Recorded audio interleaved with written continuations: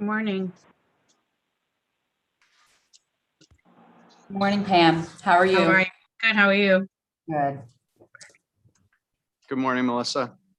Good morning, Pat. How are you? I'm well, thanks. How are you? Good. I just had a bit of a delay. Pam, did you get a Coming delay? on, you mean? Or a delay in speaking and hearing? A delay right when I came on, a delay in speaking. You didn't get a delay? No, I didn't. I don't think so. Okay, good. I'll just keep my eye on it. Yes. Melissa, were you talking about a delay of you speaking to it being on the screen or all of us? Me, I said something and then it looked as if I didn't hear it on the screen for You're coming through in real time to us for what it's worth. Yes. Okay, good.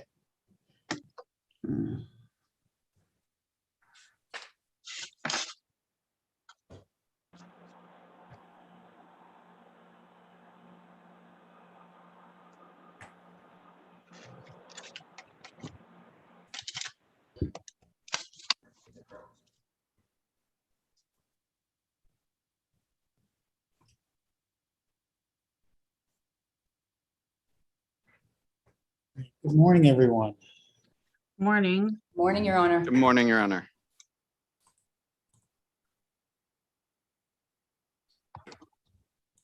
Okay, so I believe where we were was Mr. Moore was cross-examining Ms. Hyder.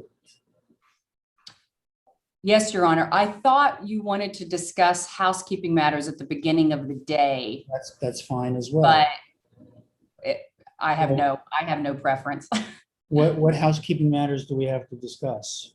I believe last week you said we would need to talk about additional dates to complete. Oh, yeah, but I don't really want to do that until I know where we are. I mean, Oh, okay. Okay. I misheard you. I thought you wanted to discuss it You this didn't morning. mishear. I said it, but I meant what I meant without actually saying it was, we'll have to discuss it at some point this week, but I want to see how far we get. Because I don't know, I mean, maybe you guys will amaze me and we'll actually finish this week. We can all hope. We can all hope, but if not, we're at least going to have a better idea by Thursday how much there is left. Okay. In that case, if we're going to move right to Ms. Hyder, I'll cede my chair here to Mr. Bott. Okay. And I will Oh, I'm sorry, Your Honor. There was one other issue. We received a motion yesterday afternoon regarding. Yeah, well, I received it too, and I read it this morning. I'm not going to ask the town to respond to it without having an opportunity to file an opposition if the town wishes. So we'll discuss that a little later today, how much time you need to respond, or we can discuss it generally. Yeah, well, Your Honor, we had, in order to complete so we were putting that, our plan was to put that witness on today. She's our final witness, and we just received this yesterday. We don't want to delay the trial any more than it has been. So, you know. Okay, well, then let's address it now. Yeah, we'll just respond to it now so we can move along. In that case, I'm going to cede my chair to Mr. Anderson. Okay. And Your Honor, with your permission, I'm going to do the same to Mr. Furman. Okay, I thought you were going to see Mr. Anderson as well, in which case this hearing would be over. Okay.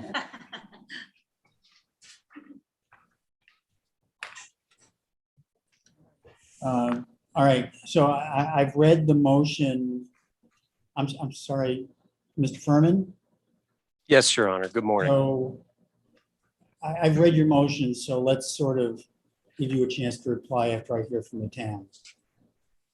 Mr. Anderson, let me tell you the one thing that concerned me the most when I read the motion was my understanding that the defendants haven't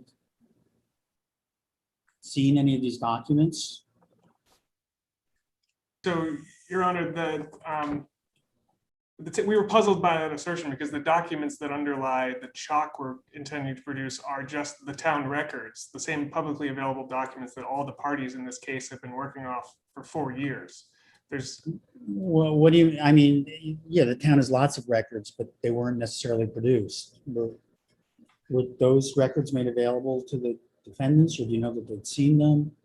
yes, Your Honor. So the defendants have been looking at these records all along. We know that the defendants themselves, the parties, actually looked at the records back in the summer of 2017.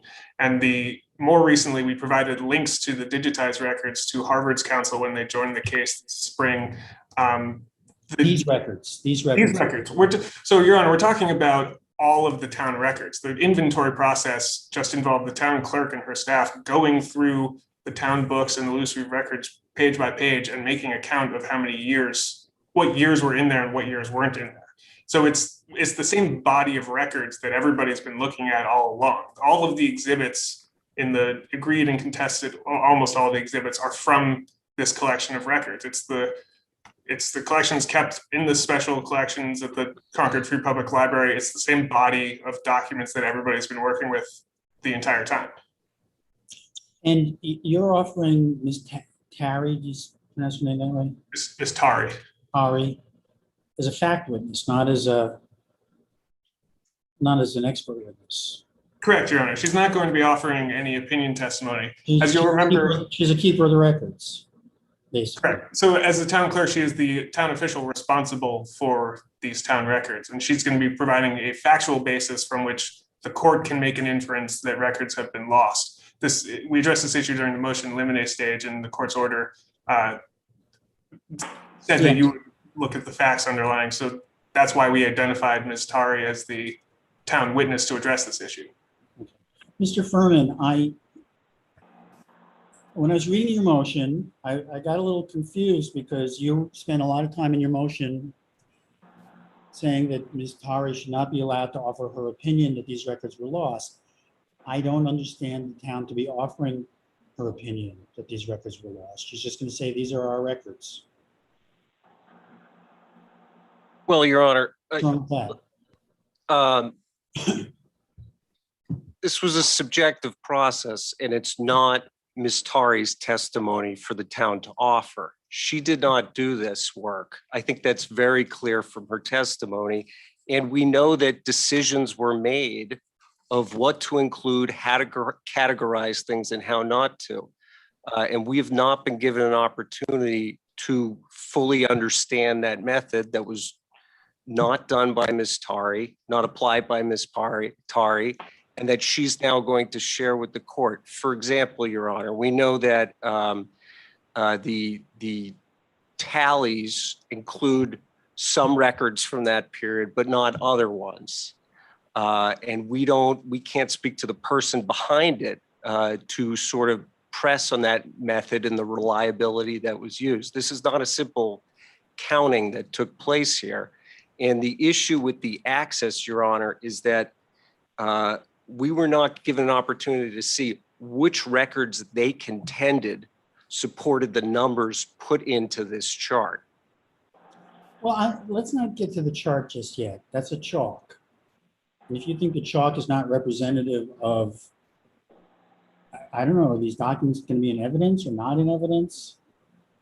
It's not clear to me. So, Your Honor, the chalk is not summarizing the content of the records. And I believe this will become clear when the court hears from Ms. Am I Tari. right that all I'm getting is like, Ms. Tari is going to say, we have town records for 1734, but we don't have any records for 1735 or something? Exactly. Basically, Your Honor, yes. And Mr. Your Honor? Furman, you're going to say what, that she's not in a position to do that because she had somebody do it for her? Your Honor, her personal knowledge is she looked at the books and did not see any evidence there was anything missing from them. Well, that's a fertile grounds for cross-examination, okay? I mean, I'm not going to keep out her testimony on the basis of what I've been hearing so far. She's not going to testify about her opinion. The court is, I mean, I don't know if there's going to be enough in there, Mr. Furman, for me to possibly draw an inference about what was lost and what was not lost.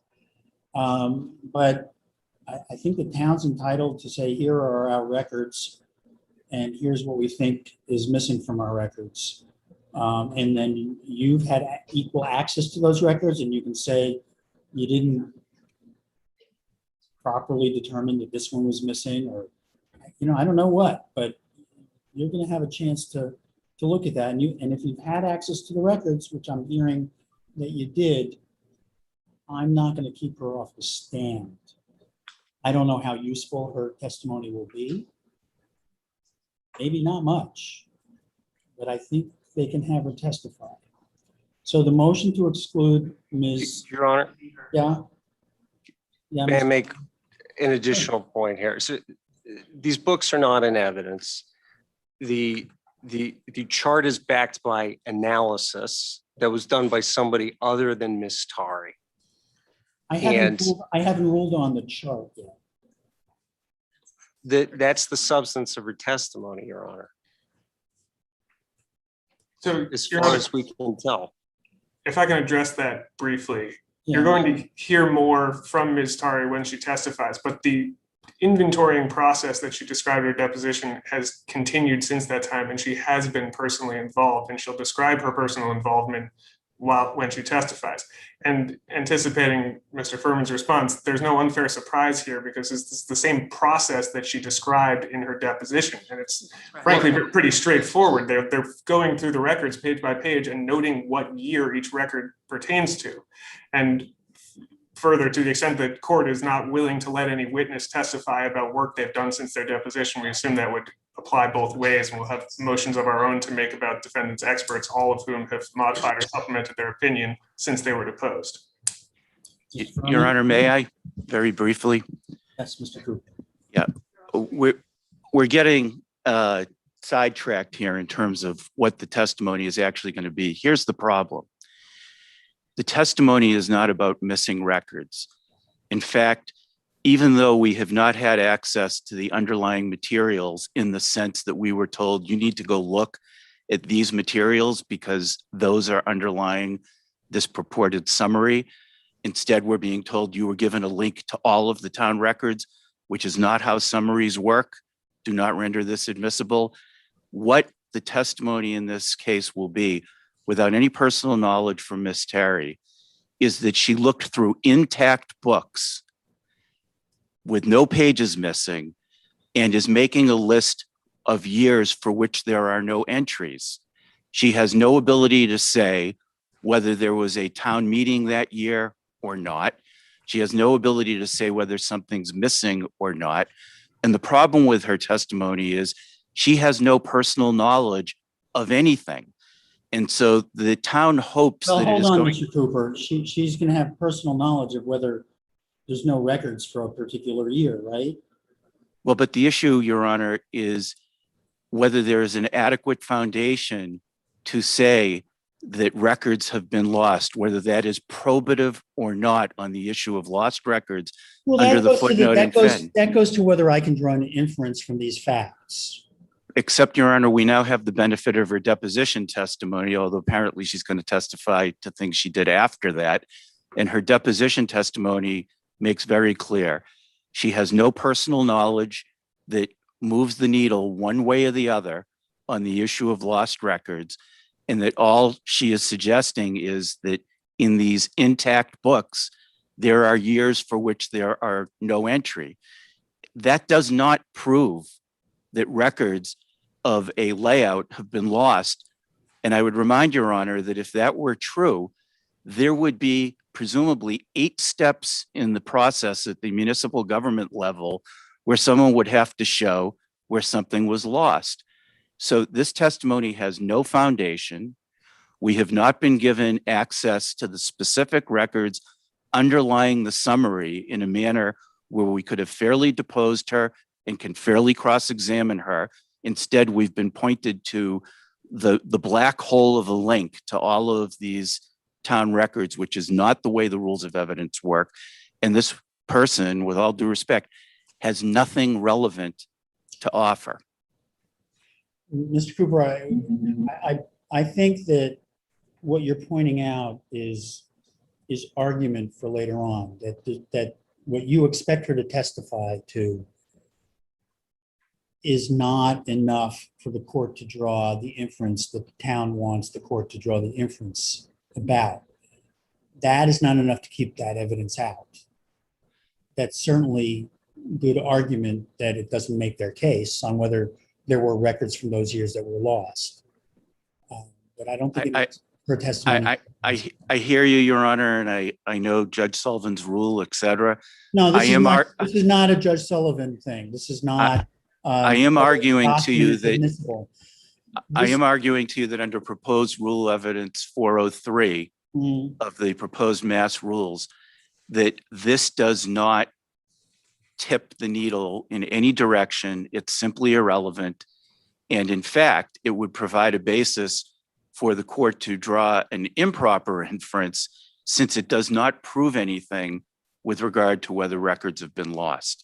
And this witness cannot offer any testimony whatsoever on it. So we would ask that the court exclude her, Your Honor.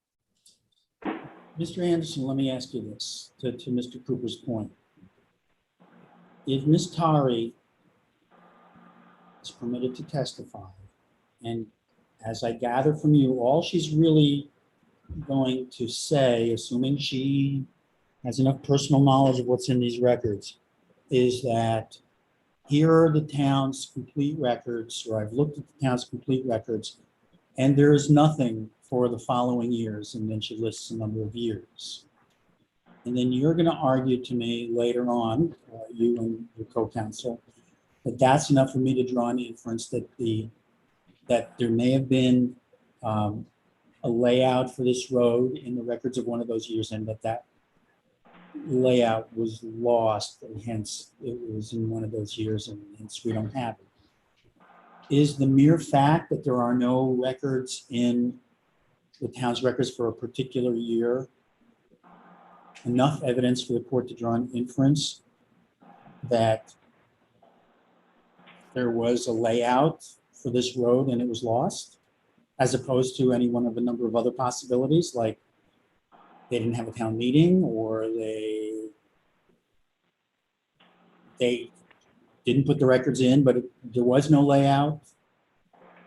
So, Your Honor, there are 2 points that I want to make in response to that. First of all, I think, yes, that is relevant evidence as to whether the town's records as they exist today contain every single record that was ever created by the town over the course of its 400-year history. And that's a fact that Your Honor will take into account when deciding whether— Right, I'm willing to assume there are missing records from some years. It sounds like there are, right? But is that enough for me to draw the inference you're looking for as a matter of law? Well, Your Honor, Ms. Tari's testimony is going to be broader than that. The defendants have focused on this chalk and this inventory in their motion, but she, as the town clerk, is the official responsible for these records. She will tell you that she is familiar with them. She will tell you that based on her review of them, she has seen direct evidence of records that have been missing, records that are mentioned in other records but now cannot be located. There will be plenty of evidence from which Your Honor can draw an inference that records have been lost over time. And if you conclude that the circumstantial evidence shows that Esserook Road was laid out, you can also infer that the record am I hearing that that's testimony she was unable to give at the time of her deposition because she hadn't done that work yet? No, Your Honor, the defendants didn't ask her about that at her deposition. Your Honor, she was asked every question conceivable, but Your Honor, may I make one additional point, because I think the court may be operating under a misconception about these documents. Here's why we're prejudiced with regard to the lack of production of the documents that Ms. Tari will be talking about. I have not had access to it, but is described to me by my colleagues here. What the town of Concord has, and admittedly, these books are antiques, some of them, is a book in which if you look on the page, the entries may skip from 1769 to 1783. That's not an actual example, just hypothetical. Mm-hmm. And it's not that there's a page missing. It's just that the next entry skips a number of years. And what we're objecting to is we can't even show you that for each one of the things that Ms. Tari will be talking about, because we haven't had the documents produced to us. We have not had the time to go get them ourselves. this issue, Ms. Terry's testimony, we got in a deposition, I believe, last month. And as a result, I'm a little, how did this all happen? Her deposition was on April 28th. Well, after I thought everybody was done. I mean, we were supposed to try this case 6 months ago. Your Honor, So when we had what- our what last happened? status conference with the court by telephone, at the very end of the conference, Ms. Allison stated that she had 2 additional witnesses Oh, and I said. that she those- wanted, and you said if we could take their depositions, she could call them. If I may, Your Honor, this actually arose during the hearings on motions in limine in December, when the court indicated that it might want to hear a factual basis for this inference about records being lost. At defendant's insistence, they are the ones who said this was a factual issue. At that time, we identified the town clerk as a potential witness that might be able to testify to this. The defendants have had access to these records. The fact that they haven't gone through and inventoried them like we have, that's not a basis to exclude her testimony. They're the ones who are arguing that there's no basis to conclude that records have been lost. They don't have any evidence to show on that. We did an inventory to try to give the court a complete picture of what these records look like. And that's Your the Honor. testimony you'll hear from Ms. Tari. Your Honor, an inventory is a summary, and if you're going to offer a summary, you must follow the proposed Massachusetts rules of evidence, and they have not. There's no foundation for what they did. They don't have a witness who can authenticate these things, and the documents don't move the needle, even assuming that we've had them. Respectfully, Your Honor, she should be excluded. All And I'm right. told that Harvard would like to be heard briefly, Your Honor. All right. Your Honor, Gwen King for Harvard. I wanted to just quickly clarify a point that my brother counsel have made, because I was one of those people who actually did go to the archives and did search the records. So any implication that we didn't have time to do that is inaccurate. But what we were not given access to was the original volume. And you'll hear, I think, maybe further explanations of what the original volume means in this context. But to the extent there was a book that was bound, that contained some of the original transcriptions, I was never by the archivist given access to that book. I was given access to other transcriptions of that book, and there's other counsel in this room who can also talk about the access they were given at the archives. What do you mean other transcriptions of that book? Well, I think that's a good question. If I can represent to the court, and I'm sure Mr. Anderson will also be able to explain this, is that there's one set of binders, I believe it's called the WCA transcriptions, that it is handwritten transcriptions of what I'm going to call the original book. That is a original set of Oh, documents. so that these are is- the Depression era transcriptions. Exactly. And we have some of that in evidence already from something Correct. else. Okay. You can actually denote them from, sometimes you'll see a margin on the side and the left with annotations. Okay. Those are the WCA transcriptions. So you saw Um, those. I saw those. We also were given access to what's called the Pulsifer transcriptions, which predate those, but are also transcriptions from those. To the extent, though, that there are other records that predate both of those, from which those were transcribed, what I will call, for the purpose of this conversation, original bound book, I did not see those. And I think I can represent, I'll ask my co-counsel to, if that's correct, that Mr. Moore was neither getting access to that original bound book. Is that correct, Mr. Moore? Well, hold on Yes. a second. Let me ask Mr. Anderson. Was Ms. Tarry working from the originals, or was she working from these transcriptions too? Your Honor, this conversation is all information that Ms. Tari is going to testify about. This underscores why the court should hear her evidence. Well- To answer your question, she was also working from the transcriptions when she made the chalk, when she made the inventory that is summarized in the chalk. So they. All right. You know what? I've heard enough. Thank you, everybody. I'm going to let her testify. I don't know what is going to be admissible and what's not, but I'm going to let her get on the stand, and the defendants can object when something is offered. She's the town clerk. She's the keeper of the town's records. As far as I'm concerned, the defendants had access to the same records as far as I can tell at this moment. And I don't know what's going to be admissible and what's not. I'm basically not going to rule right now on the defendant's motion. I'm going to allow Ms. Tari to testify and subject to objection when she offers any testimony that the defendants find objectionable, and I'll rule at that time. Thank you, Your Honor. Okay, Thank you, Your Honor. all right. Mr. Moore, do you need 5 minutes to get yourself I need set up? 30 seconds, Your Honor. Cognizant of the court's calendar.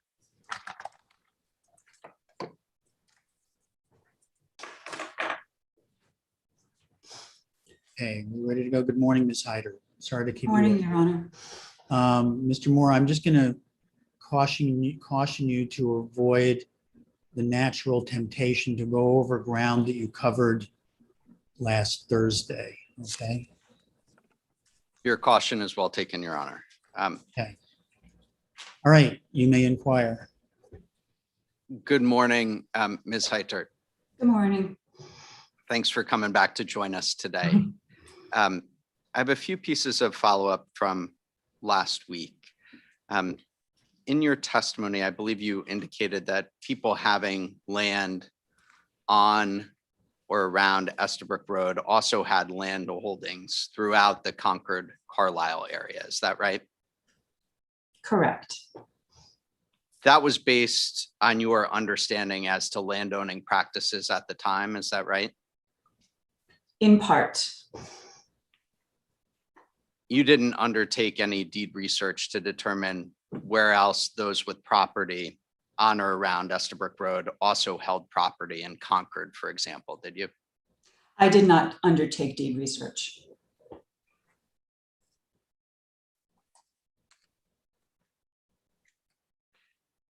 As part of your research in this case, Ms. Heitert, did you evaluate the ways closer to the North Bridge in the mid to late 1700s?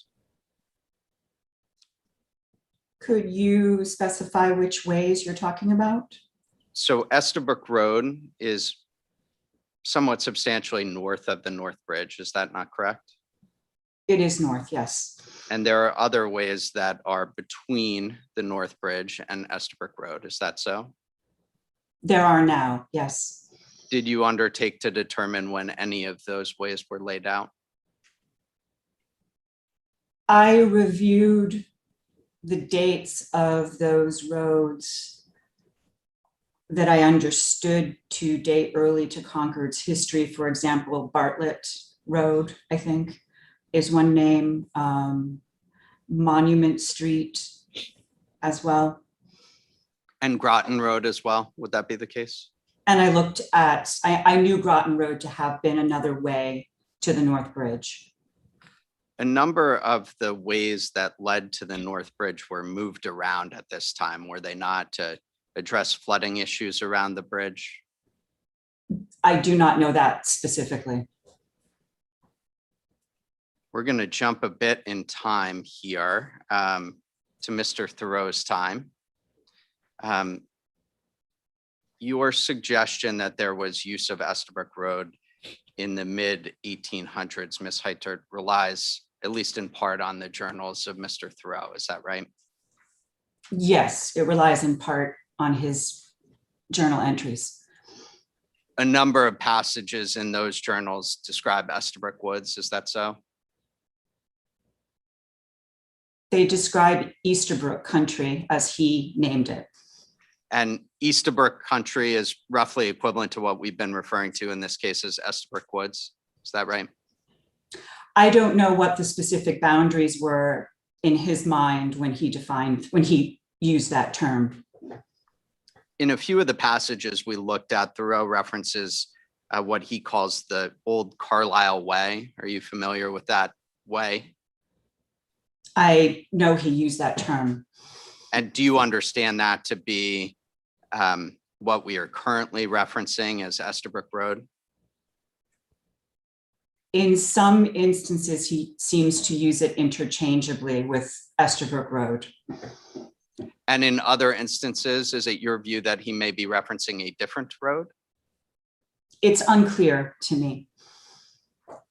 Whatever this old Carlisle way may be, Thoreau describes travel on it as difficult, doesn't he? I don't remember specifically. Let's take a look at his journals. They've been marked as Exhibit 118.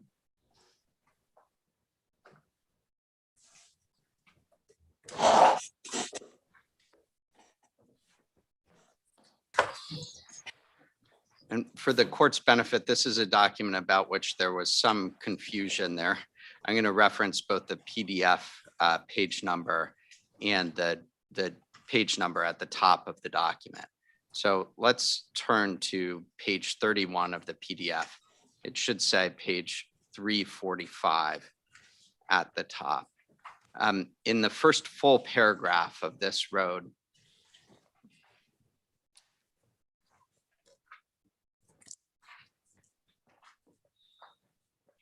I just want to make sure that everyone's with me. Okay. In the first full paragraph, reading along with me, it states, going along this old Carlisle road, road for walkers, for berry pickers, and no more worldly travelers. Do I have that right, Ms. Heitert? Yes. And then continuing on, Thoreau describes where there are countless rocks to jar those who venture there in wagons, which no jockey, wheelwright, which no jockey, no wheelwright in his right mind drives over. Do I have that right? Yes. And would you agree with me that that is describing some difficult travel on the road? It is describing what Thoreau viewed to be difficult travel over the road. And you testified last week, Ms. Heitert, didn't you, that Thoreau's physical description of the road matches your description that you saw on the ground? Or pardon me, let me strike that question. Let's move on. Elsewhere in his journals, Mr. Thoreau describes Estabrook Woods as not containing a single house and scarcely any cultivated land. Is that right? In one of his passages, he does say that, yes. You'd agree with that description, wouldn't you?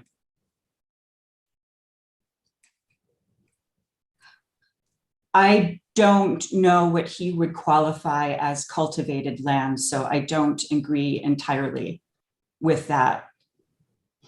But that at least at his time, there was not a single house in that area?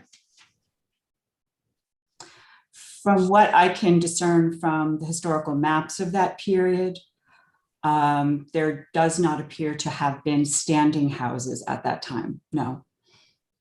Mr. Thoreau was a land surveyor, wasn't he? He was among his many talents. And in fact, his first ventures into Estabrook Woods were because the town hired him to survey the border between Concord and Carlisle that Mr. Kibbe and others caused to be somewhat irregular. Isn't that right? I don't know that that was his first experience in Estabrook, on Estabrook Road, but I know that is something that he did.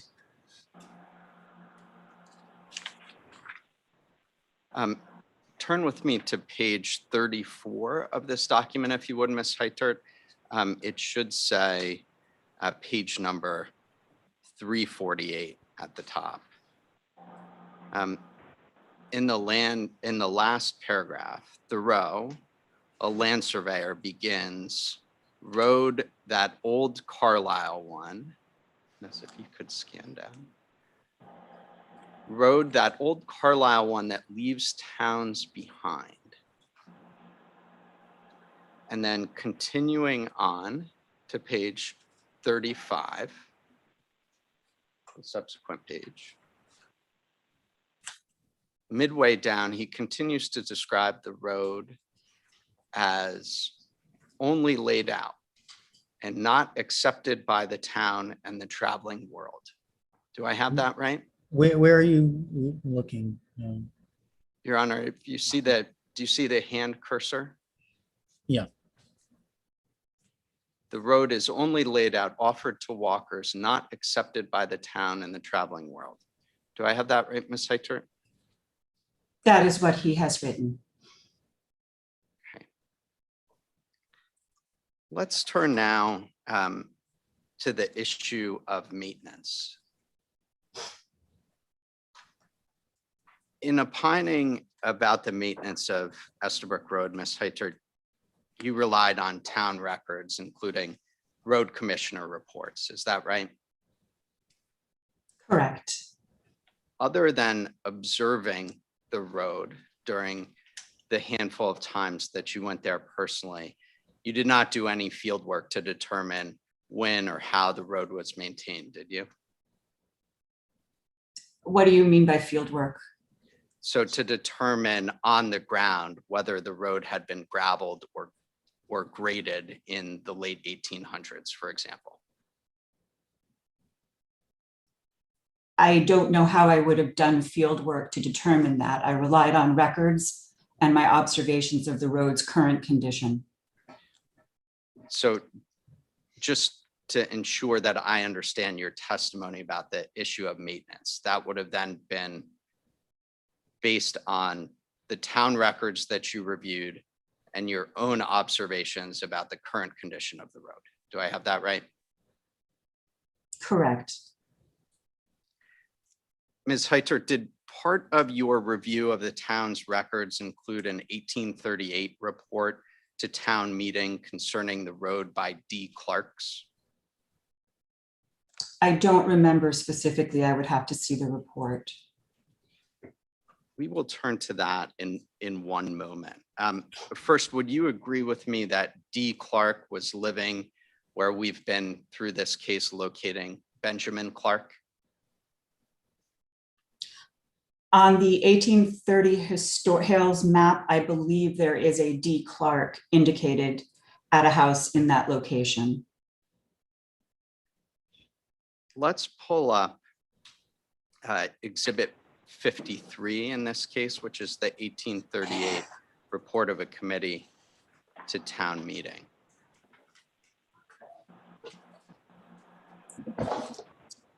Ms. Heitert, if you could just let me know when you're there, and please take your time.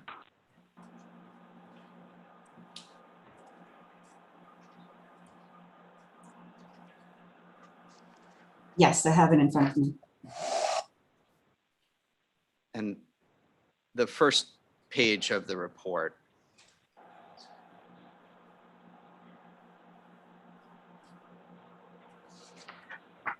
indicates that this is a report relating to repairing the road near Mr. D. Clark's, does it not?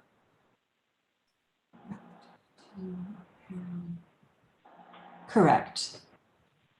I read this as being dated April 2nd, 1838. Do you read it the same way?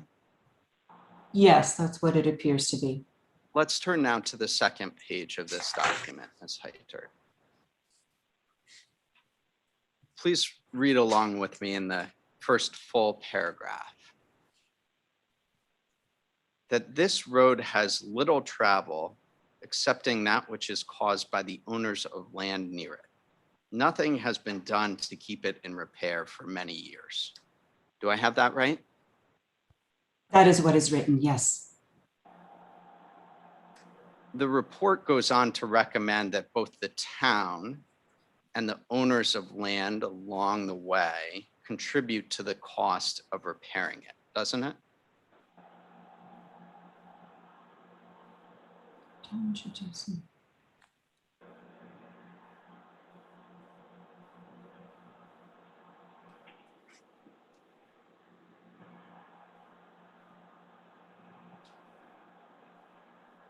It says that the town and the owners along either way should do something about it. We have no record of whether or not the thing the report recommended should happen did in fact happen, do we? Objection, Your Honor. May we scroll down to the rest of the record? Go ahead.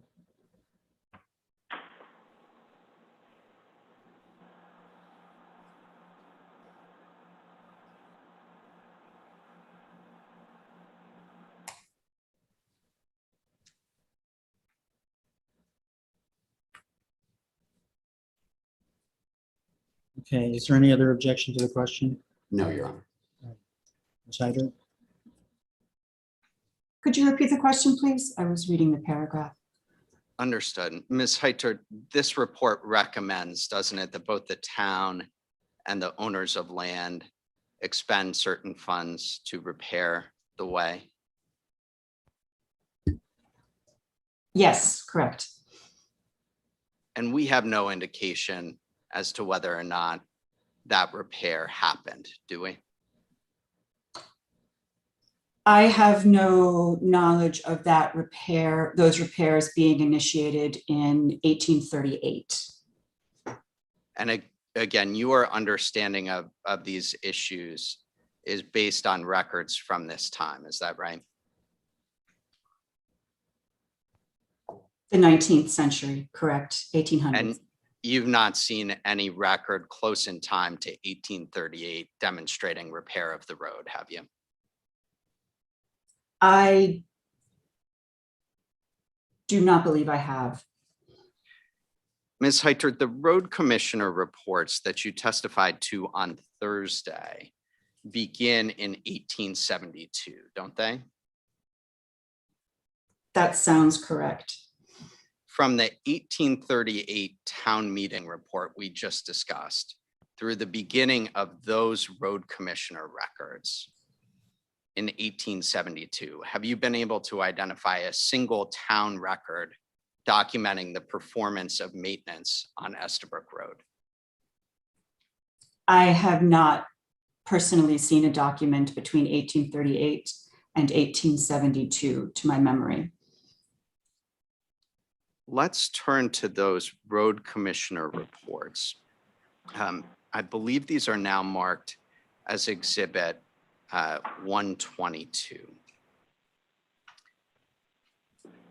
We're going to jump around a bit in this document, Ms. Heitert, and for both your understanding and the courts, each time we talk about a year, going to try to pause on the first page reflecting that year and then continue on to subsequent pages. So let's look at the 1877 Road Commissioner Report. It should begin on the 8th page of the PDF. All right, and please turn with me to page 12 of the PDF, which in the book is marked as 50 to 51.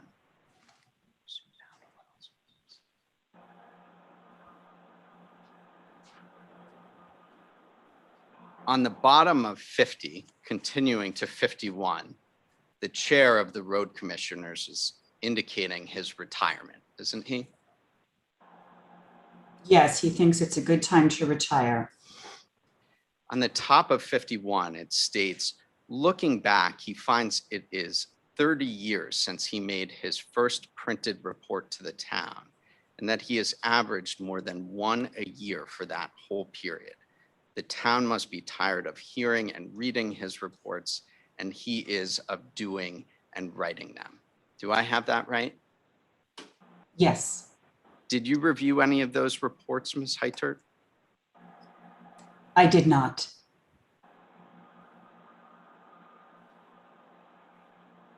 The reports, though, that you did review span from 1872 to 1932. Is that right? Yes, I believe that's the correct date range. During this time, the road commissioners were still making annual reports to the town, were they not? They were. Did you review all of those reports? I did not review every one of them, no. Did you, under this document, for example, is excerpts from an actual hardcover book?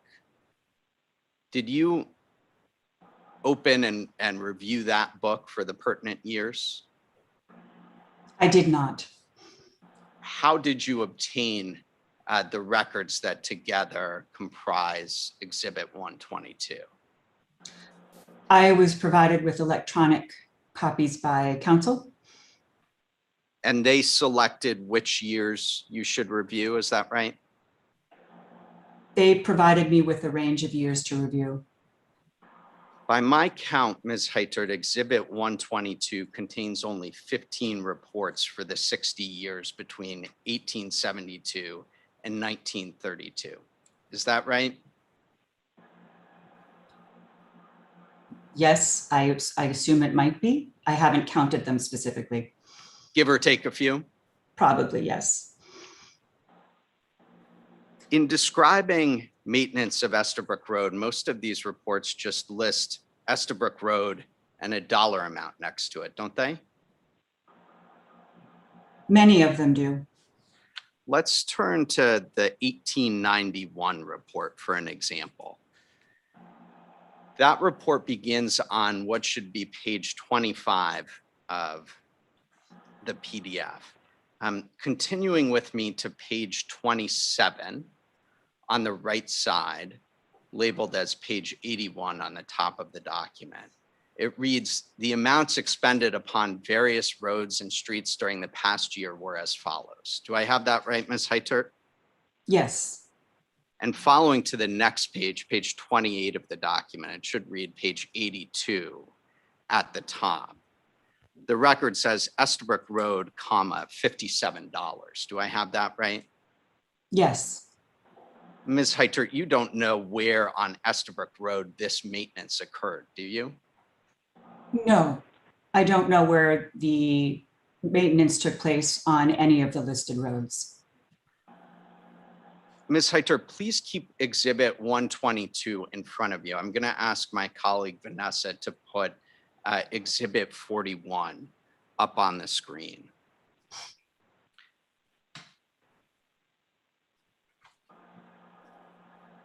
And to further zoom in a bit on the north quarter of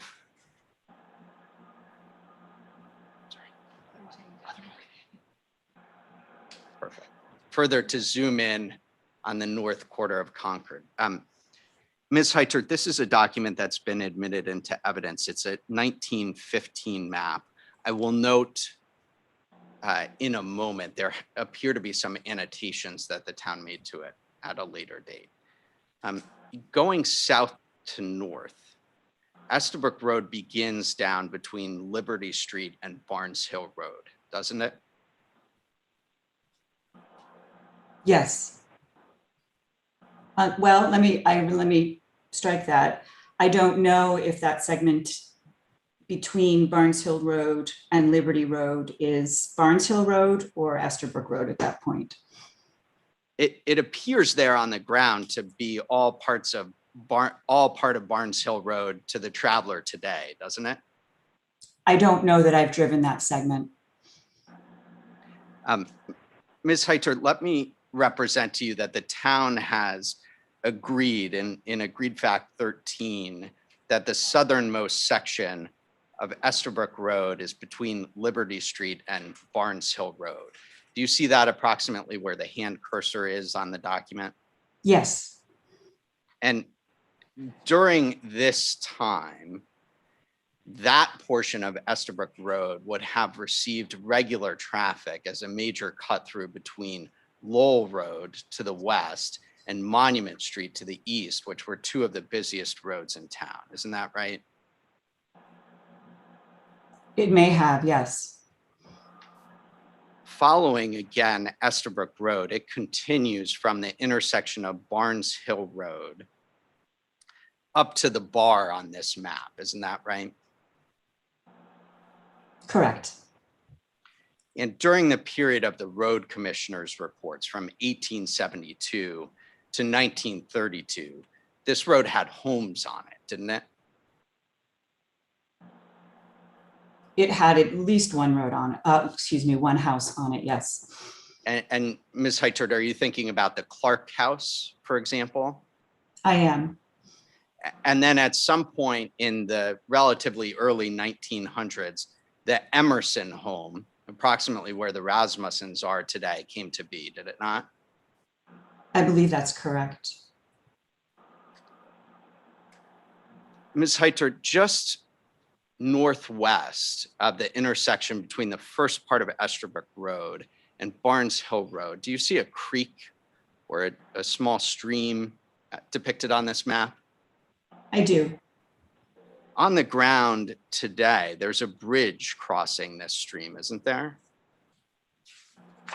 I don't remember specifically. Do you, let me represent to you that there is in fact a bridge on this portion of the road. If that is true, you don't know when that bridge was built, do you? I do not.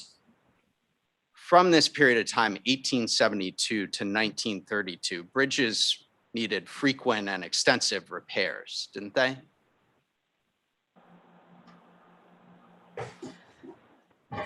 I believe they probably did, much as bridges do today. Yes. And they needed to be replaced often too, didn't they? I don't know about often, but they were replaced. Let's turn briefly then, Ms. Heiter, to the 1888 report. We're going to change documents here on the screen. And we appreciate, Ms. Heiter, your patience and the courts. We're trying to streamline this as much as possible. The 1888 report should begin on page 15 and then continuing on to page 17, the portion of the page with 71 at the top. About halfway down, it states, "It is the opinion of this board that it is cheaper, safer, and better to rebuild these bridges once in 20 years than to continue making repairs on the old ones." Do I have that right, Ms. Heiter? Correct. And again, your understanding of maintenance of Estabrook Road at this time is based on these reports, isn't it? In part. And let's return, if we may, to Exhibit 41.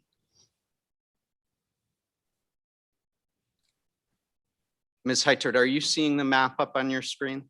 I am. For the record, from the annotation on this map, the line, the bar that we were just referencing appears to have been drawn after the 1932 discontinuance, but the way continues from that bar all the way up to the Carlisle line, does it not? I cannot see the very top of the document, but I would assume that it does. Yes. And during the period of these reports, again, 1872 to 1932, there were no residences on that portion of the road, were there? Not to my knowledge. So let's turn back to the road commissioner reports, Exhibit 122, specifically the 1891 report that we previously looked at. And we'll just go to page 28 this time. This again lists Estabrook Road as $57. Do I have that right? Correct. And you don't know which of the parts of the road we just discussed that this $57 worth of maintenance work was performed on, do you? I do not. It could have been the regularly trafficked southern portion of the road, isn't that right? It could have been, yes. And could have been the portion of the road serving residences, correct? It could have been, yes. Or it could have been on the disputed portion of the road, isn't that right? Correct. All right. Let's look, Ms. Heiter, just to one more of these lists. Let's turn to the 1892 report, which begins on page 30 of the document. Continuing on to the right side of the page, marked 75, the last full paragraph reads, "The following statement will show the amount expended upon each of the roads and streets during the year just closed. Do I have that right? Yes, And on the next page of this document, Estabrook Road is listed with a dollar figure and 27 next to it, isn't it?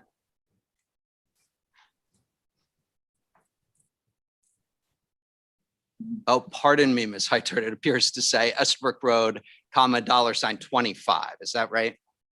that is correct. And you can't tell on which portion of Estabrook Road this amount was spent, can you?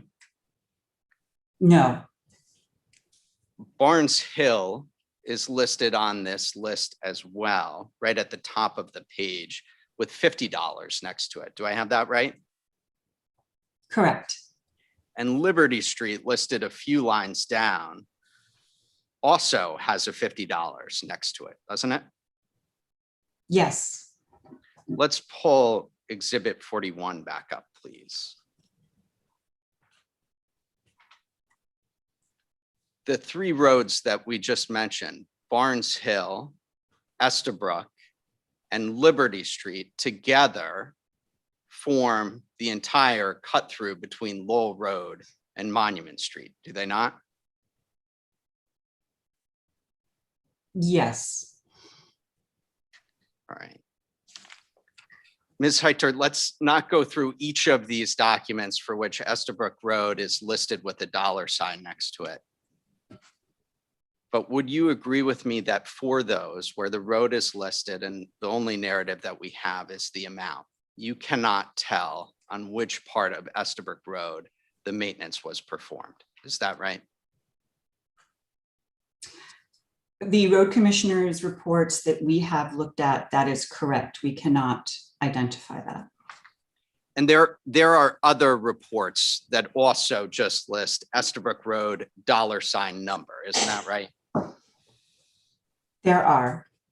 And unless those reports are accompanied by additional narrative describing what was done and where it was done, you cannot tell where on the road that maintenance occurred, can you? No, I cannot.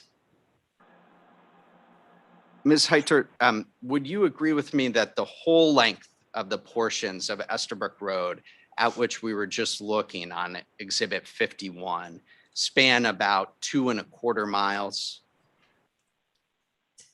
I believe that length is correct. And your report states that the unpaved portion of the road, that is the disputed portion of the road in this case, stretches about 1.5 miles. Is that right? That sounds correct, yes. Sometimes these records list the cost of patching gravel or even graveling a whole road. You didn't undertake to determine how much graveling cost for a particular length, did you? I did not. So for example, you didn't determine that it costs X dollars to gravel Y part of a mile, is that right? I did not. Let's turn briefly back to Exhibit 122. And we'll go to the first year. This is year 1872. Beginning on page 3 and staying there, it states that on average, we find, let me see if I can find it. One moment. If we continue about halfway to 2/3 of the way down, the document reads, on average, we find that it costs about $2 a rod for a proper covering of gravel or clay. Do you see that, Ms. Heitert? Which page are we looking at, 34 or 35? 35. Okay.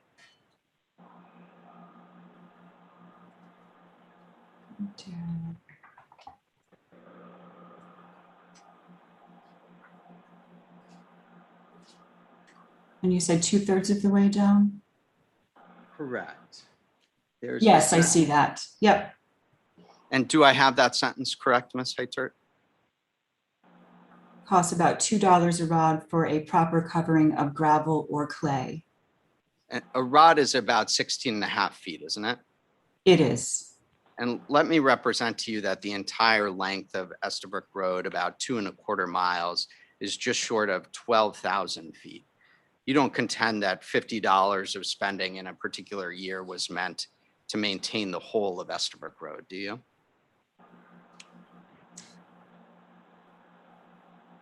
If that average is correct, then the sum stated, assuming it roughly the same cost, then it would not have been adequate to cover the entire road.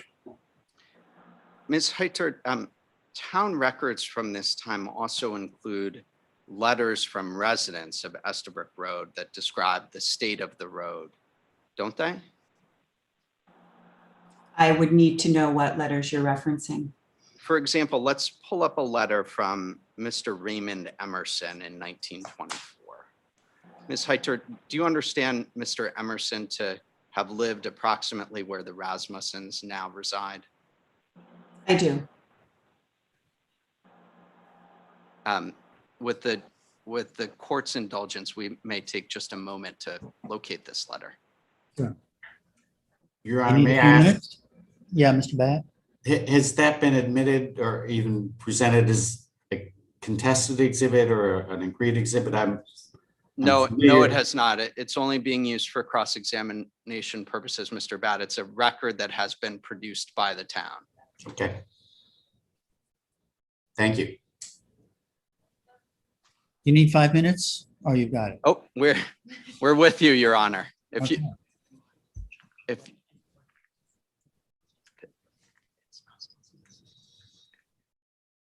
You want to identify this document, please, Mr. Moore?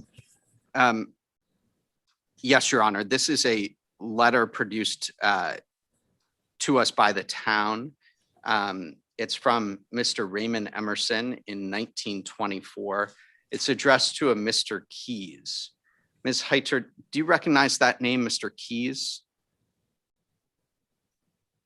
I do not specifically.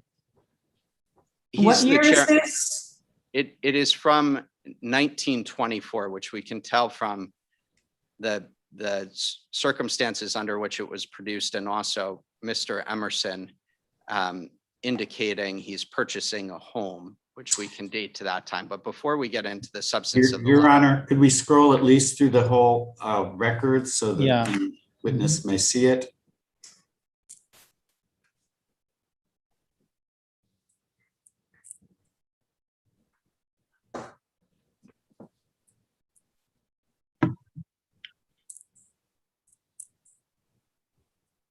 Ms. Heitert, at this time, the addressee of this letter, Mr. Keys, was the chairman of the road commissioners, was he not?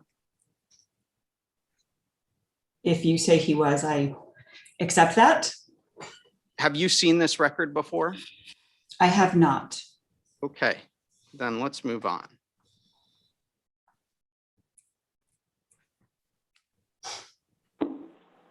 Ms. Heitert, in your testimony, you referenced two road commissioner reports in 1877 and 1890, where the disputed portion of Estabrook Road is specifically mentioned.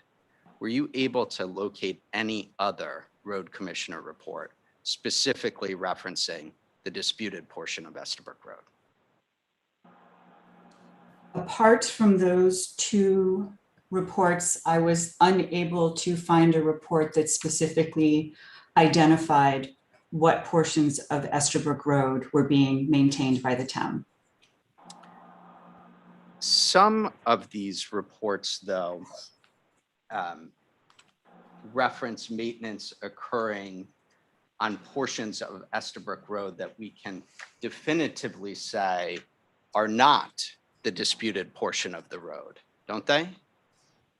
You would have to show me what record you're referencing.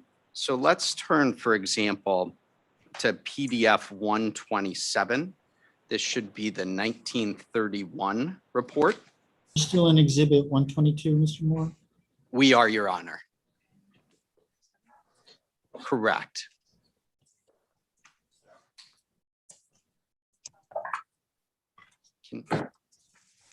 Ms. Heitert, are you with me on page 127 here, the report for 1931? Yes.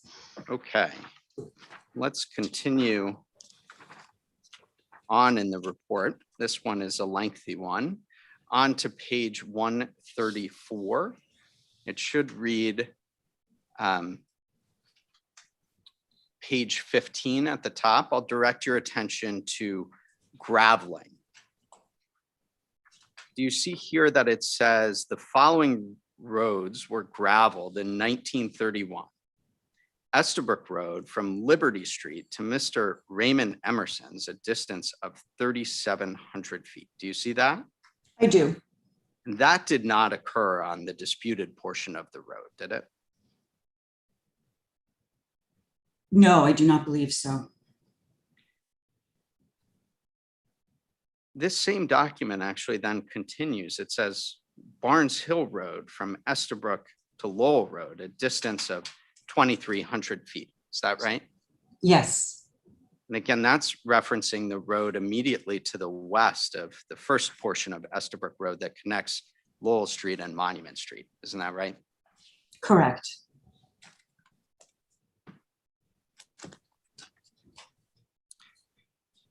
Ms. Heitert, these reports also mention something called Guideboards. I believe you testified that those are functionally what today would be road signs. Do I have that right? Street signs, road signs, yes. And there were a few dozen of these street signs in town, weren't there? I would assume so. Let's turn to the 1890 report, beginning on page 20. And again, for the court and for the record, we are still in exhibit 122. Turn with me to page 24.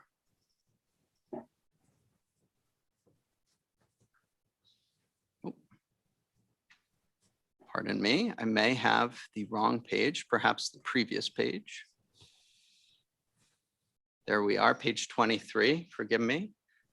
Says page 85 in the text. Under Guideboard, it says Guideboards. It says there are 35 guideposts in town located in the following places. Do I have that right, Ms. Heitert? 34 guideposts, yes. And do you see Estabrook Road on this list?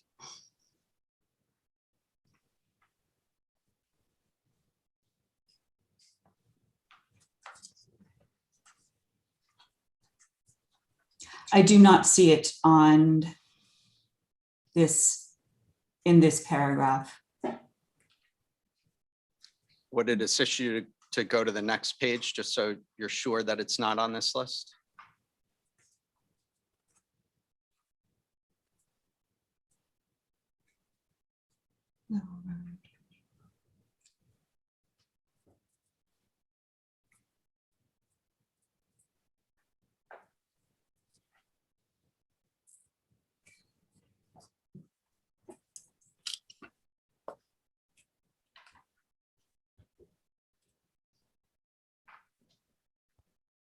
No, I do not see it. All right, let's take the exhibit 22 down for at least a moment, hopefully for the last time. We've just been discussing Estabrook Road being maintained through the early 1930s. Is that right? We've been looking at records from those period, yes. And the road was discontinued in 1932. Is that right? I believe that's correct. Or at least the disputed portion of the road. Correct.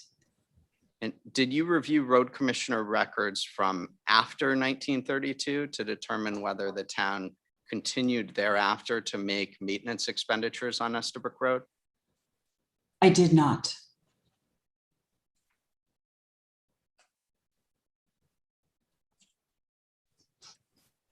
You don't contend, though, that the town stopped maintaining the southernmost portion of the road that's not in dispute here, do you? I don't know what the town's maintenance was of that portion of the road post 1932. Well, let's take a look at post 1932 maintenance record that was produced to us by the town? No, it should be. Your Honor, objection. The relevance of post-1932 maintenance records. Oh, I want to hear it. I think I understand what Mr. Moore is. Can I assume, Mr. Moore, you're trying to make the point that you're going to be showing us some evidence of maintenance of Estabrook Road and asking the court to draw an inference that we're talking about the stretch from Liberty or Barnes Hill up to the Emerson/Rasmussen house, right? That's correct, Your Honor, and I'll be very brief. Right.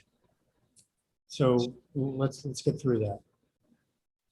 Ms. Heitert, before you is a document bearing a Concord bait stamp.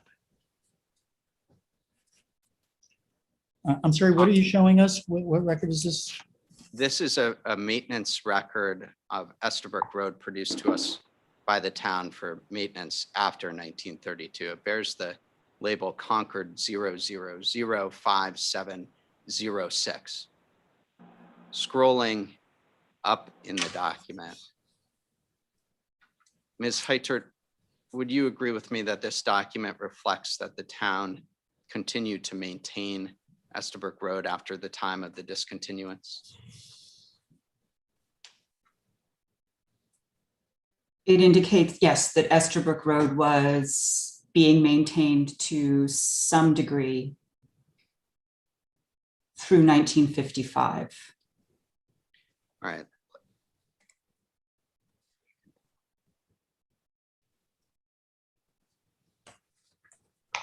Ms. Heitert, the discontinuance that we've referenced, isn't it true that that process began with a petition of the landowners in 1932?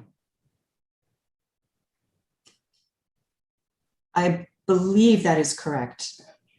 And they were petitioning the very same people who were writing these reports, the Concord Road Commissioners, isn't that right? I believe so. And the discontinuance petition references the unpaved portion of Estabrook Road is now almost impassable, doesn't it? I would have to see the document, but my memory suggests that that was what they petitioned. Let's turn to Exhibit 56.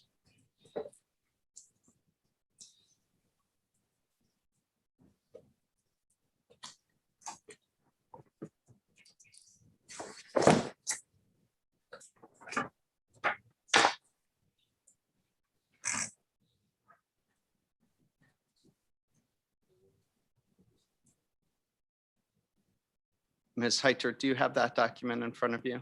Or can you see it on the screen, one or the other? Yes.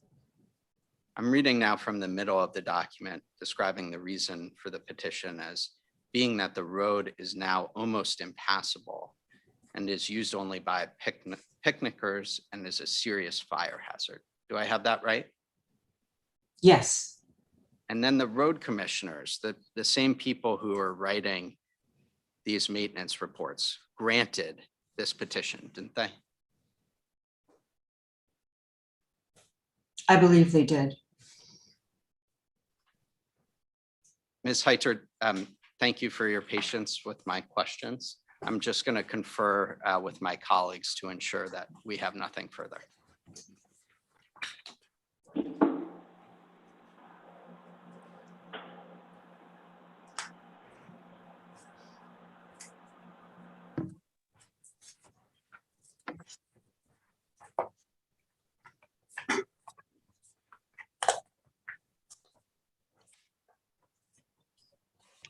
Your Honor, Ms. Heitert, the defendants do not have any further questions. Thank you again, Ms. Heitert. Thank you. Mr. Bat, any redirect? Your Honor, may we have a minute or two? Sure, why don't we take 5 minutes and Thank you. Ms. Hyder, stick around for a little bit longer, okay? Okay. You sound so excited.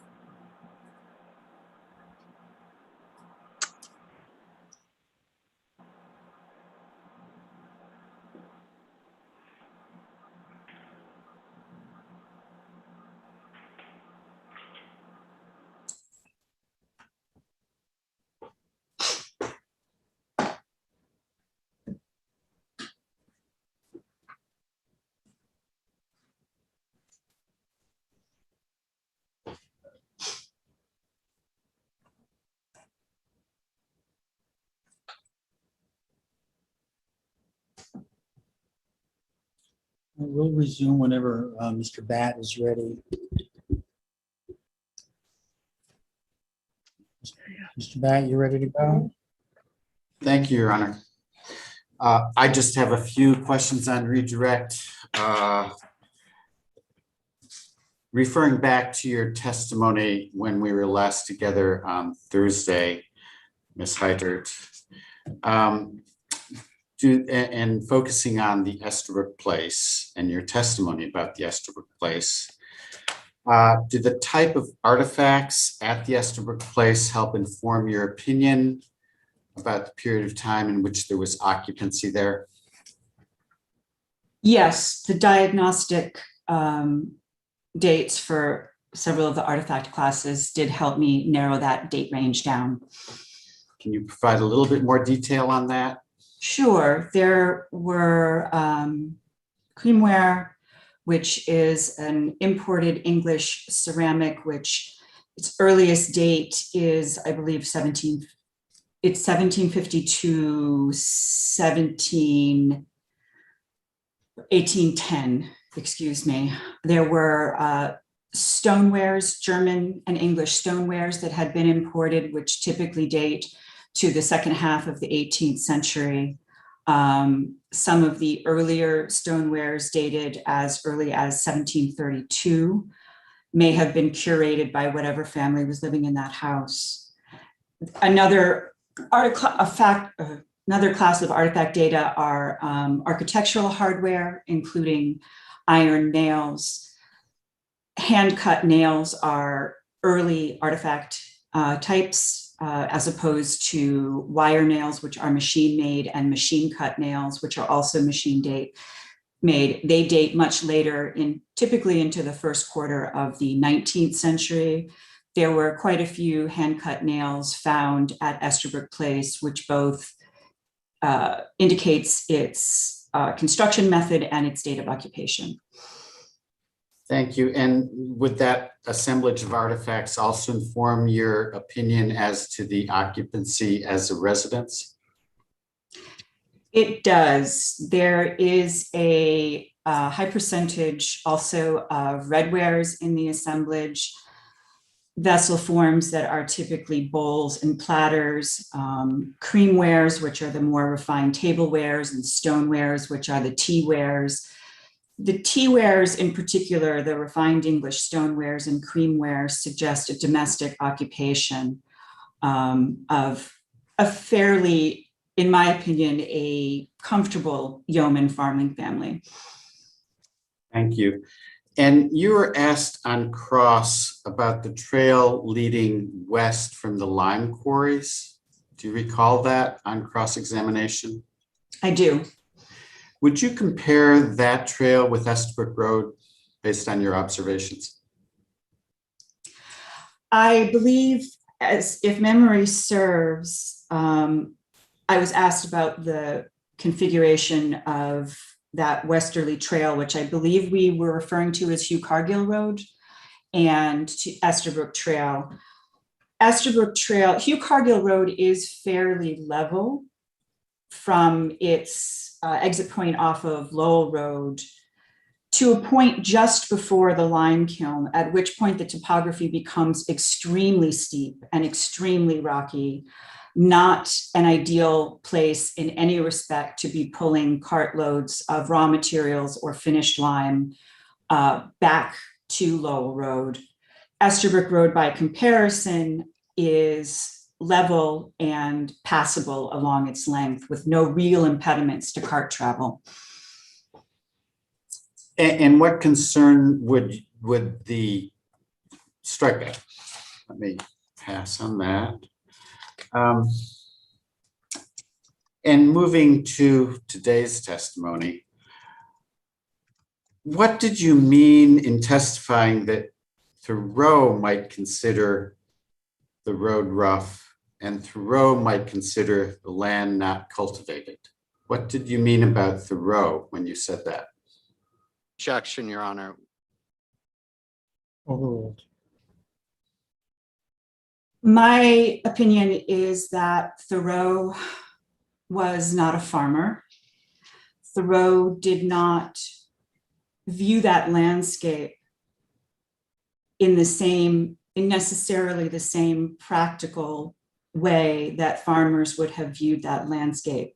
Certainly Estabrook Road would have been very difficult for a carriage, a lightly built carriage to travel on. But in terms of hauling a cart by oxen up and down that road with either apples or lime or stone or lumber, there would be no real impediment to that. Farmers were used to very rough roads during that period. But I think my opinion is that in Thoreau's eyes, that was a very rough road because he was not looking at it as a farmer would have viewed it, or a person who was extracting resources from the surrounding countryside would have viewed it. Your Honor, not to belabor the point on Mr. Thoreau's journals, but defendants moved to strike that answer as speculation based on what Mr. Thoreau may or may not have meant.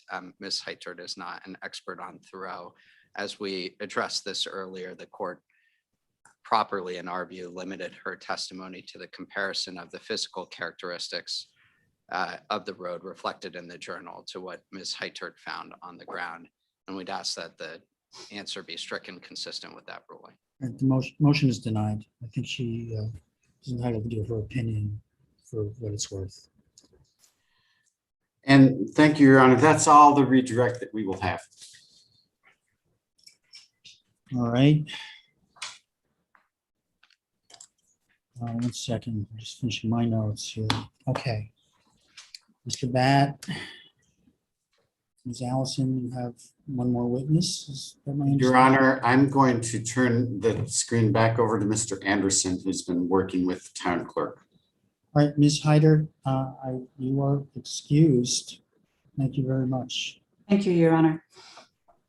If you could just give us a minute for the shift, Your Honor. We'll give, you know what, it's 11 o'clock. We'll take our morning break. 15 minutes. We'll be back at 11:15. Okay?